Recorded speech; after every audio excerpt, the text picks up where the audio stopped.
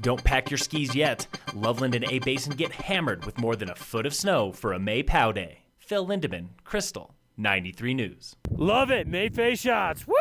It's official. Today is the snowiest day of the ski season at Loveland Ski Area. Well, we're going out with a bang in our last few days here, but this is great for us. The conditions are phenomenal out there today, and they're going to be great tomorrow, and then the weather's supposed to break for the weekend. That was John Sellers with Loveland. Since last night, the ski area has reported 15 inches. That's better than the next best day of 14 inches on February 6th, or even the string of double-digit days Loveland saw through mid-April.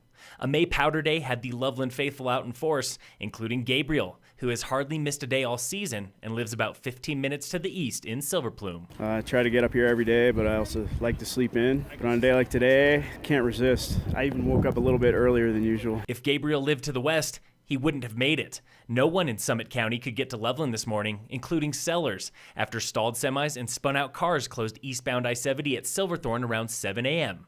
It opened again by 11 a.m., while Vale Pass reopened around 11:30. Loveland Pass is still closed.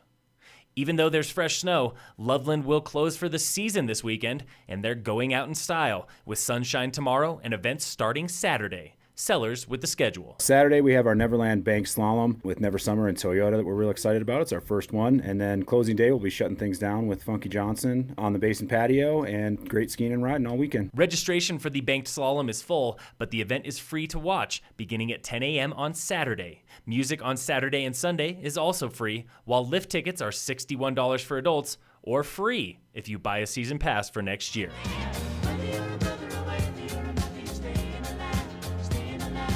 That's one of a few songs hundreds of Summit High School students were singing today for a school-wide CPR training. The classic Bee Gees track helps first responders time chest compressions, but it's also a helpful tool to calm nerves in stressful situations. The event was part of Hands Only CPR Day, a nationwide training for high school students. Students learned the basics of airway breathing and circulation and how to perform CPR without mouth-to-mouth breathing. Tomorrow is the first Friday Beer and Spirits Festival in Silverthorne, dubbed Locals Appreciation Day, where you can try more than 25 local brews and distilleries for absolutely free. It seems like a lot of the events that go on in this county, they're designed more for the tourists than they are to celebrate our locals here and all of us that work so hard. That was Chris Caron with Locals Liquors. She helped town staff find breweries for the free festival, and yes, it is free, but she recommends bringing a few bucks for games and food to raise cash for local nonprofits. So if somebody wants to pay $1 for a bratwurst, they can. If they want to put $10 in the bucket, they can. If they want to put $100 in the bucket, they can. But all that money goes directly back to those charities. Tasting is open from 4 to 7 p.m. tomorrow at the Silverthorne Performing Arts Center lawn, with food and games to support the Cycle Effect, Friends of the Dillon Ranger District, and more. There is also the Cave of Confusion maze for kids and live music by Chris Bauer Trio.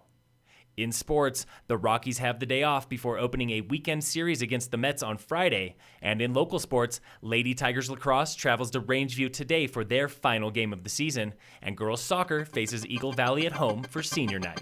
Phil Lindeman, Krystal, 93 News.